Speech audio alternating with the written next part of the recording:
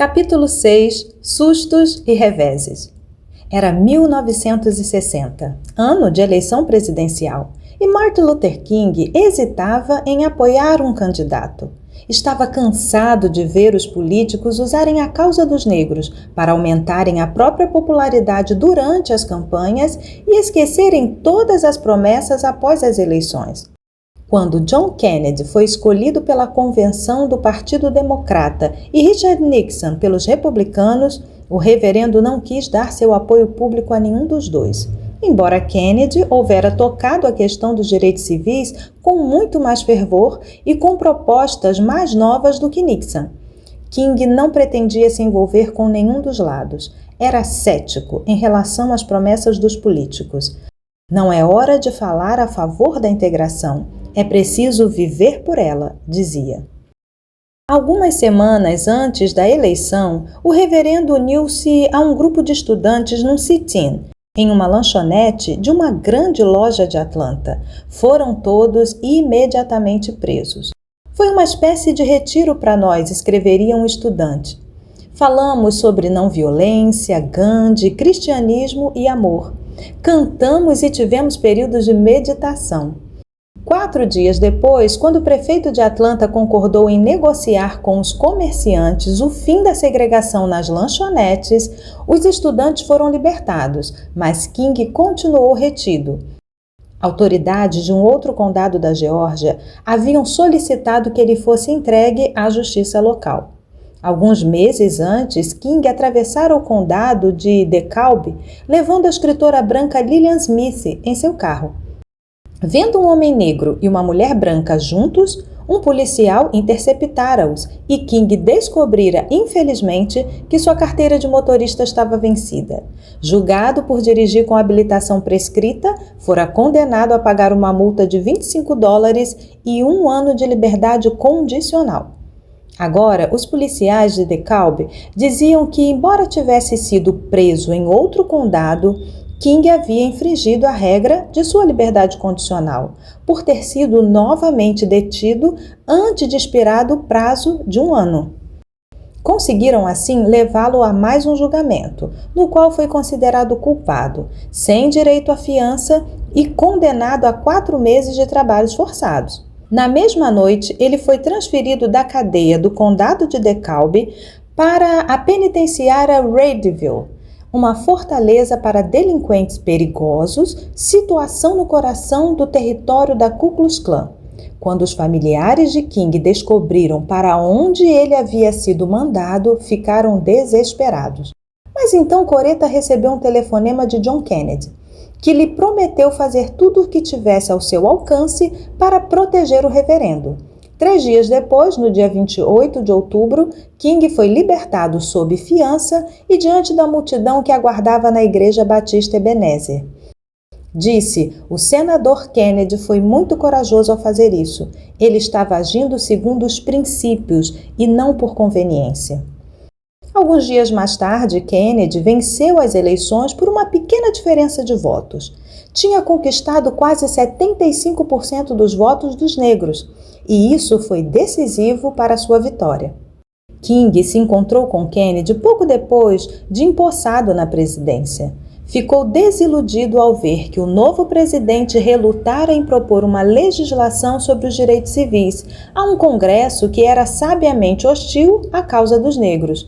Mas quando Kennedy sugeriu que poderia ser pressionado, o reverendo resolveu que estava na hora de dar o primeiro empurrão.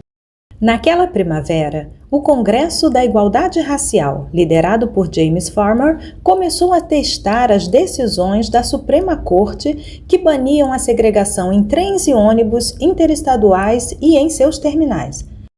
Grupos mistos de negros e brancos ocuparam 2 ônibus e partiram de Washington para Nova Orleans. O plano era parar em várias cidades do sul para testar o clima dos terminais. Esses militantes pelos direitos civis eram chamados de viajantes da liberdade.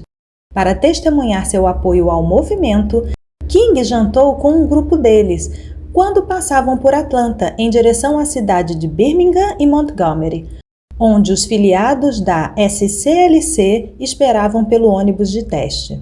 No dia 14 de maio de 1961, aconteceu o primeiro incidente. Um ônibus foi barrado e incendiado em Anniston, Alabama. Os passageiros conseguiram sair, segundos antes da explosão do ônibus. O segundo incidente foi com um ônibus que passou por Anniston e chegou ao terminal de Birmingham.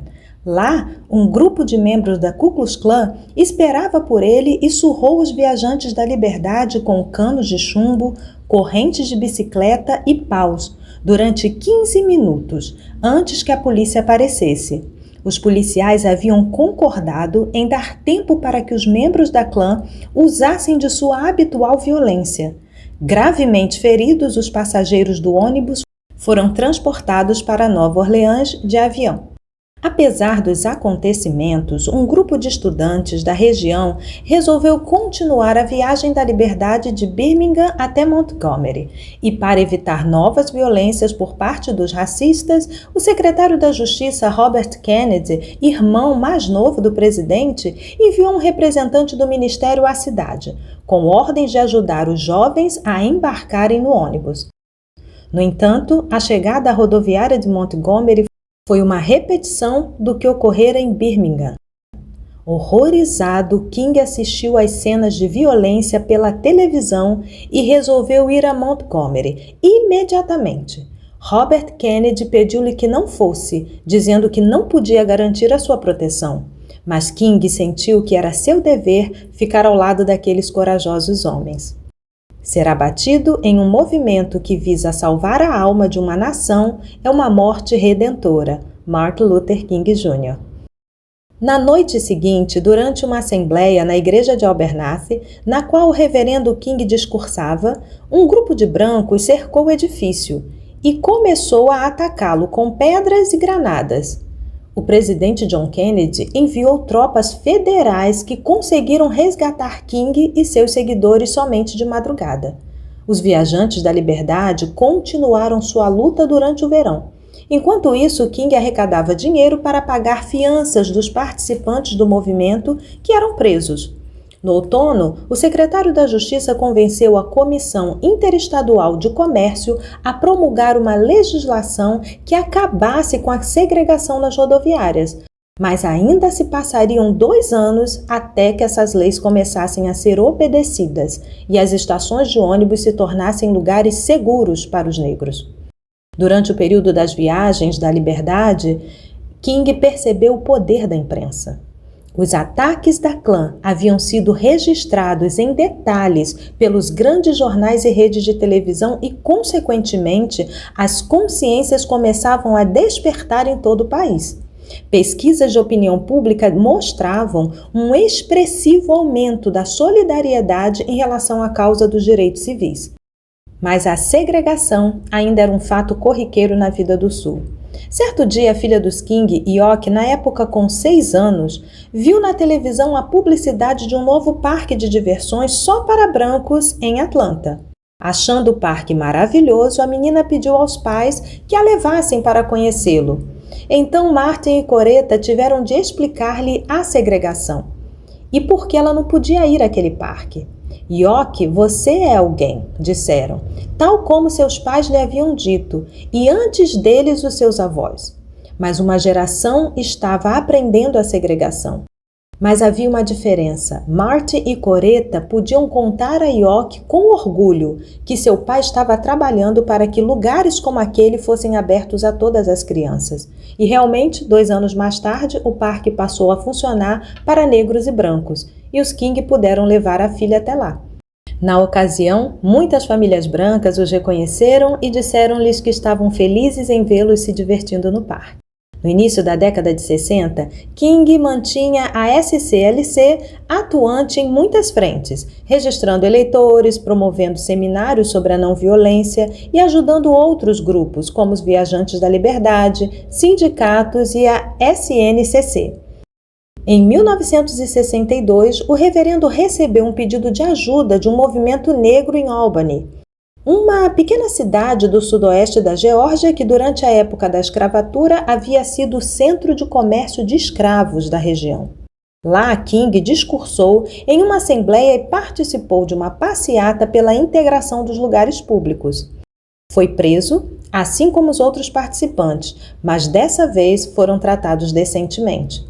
Enquanto estavam na cadeia, receberam a notícia de que as autoridades da cidade estavam dispostas a negociar vários pontos importantes. Porém, quando King saiu da prisão, viu que as autoridades haviam concordado apenas em acabar com a segregação nos ônibus interestaduais e rodoviárias. Todo o resto continuava segregado: lanchonetes, parques, biblioteca e até os ônibus locais. Para complicar ainda mais a situação, a comunidade negra estava dividida quanto a lideranças e prioridades. Diante disso, recomeçaram as passeatas de protesto. Contudo, em vez de integrar os locais públicos, as autoridades resolveram simplesmente cerrar suas portas. A companhia de ônibus parou de operar, os parques e piscinas foram fechados, até as cadeiras da biblioteca foram retiradas e King voltou para a cadeia. Desta vez, um homem negro não identificado pagou a multa e o reverendo foi logo libertado. Mais tarde, descobriu-se que o homem havia sido enviado por uma coalizão de brancos racistas e negros, conservadores que queriam ver o pastor longe da cidade, o mais breve possível. Finalmente, chegou a Albany uma proibição federal contra qualquer demonstração pública. Como a ordem vinha do governo federal e King lembrava que o secretário da Justiça havia estado do seu lado outras vezes, respeitou-a, mas essa decisão lhe custou o apoio de muitos negros. Quando a proibição foi suspensa, King começou a organizar outra passeata. Porém, na noite anterior à data marcada para a manifestação, ocorreu um fato terrível numa cadeia fora da cidade, onde muitos manifestantes estavam presos. Uma moça negra, grávida, foi surrada por um auxiliar do delegado. Em resposta, 200 negros saíram enfurecidos pelas ruas de Albany. Diante desse recrudescimento da violência, King cancelou a passeata e declarou um dia de penitência, tal como Gandhi costumava fazer.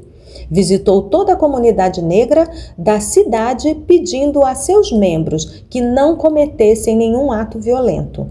King aprendeu com a experiência de Albany. Nunca mais deveria se envolver numa situação com tão pouco preparo ou reivindicações tão gerais. Percebeu ainda que para uma demonstração dar certo e motivar o país, era preciso se concentrar em autoridades mais vulneráveis e representativas do que o chefe de polícia local.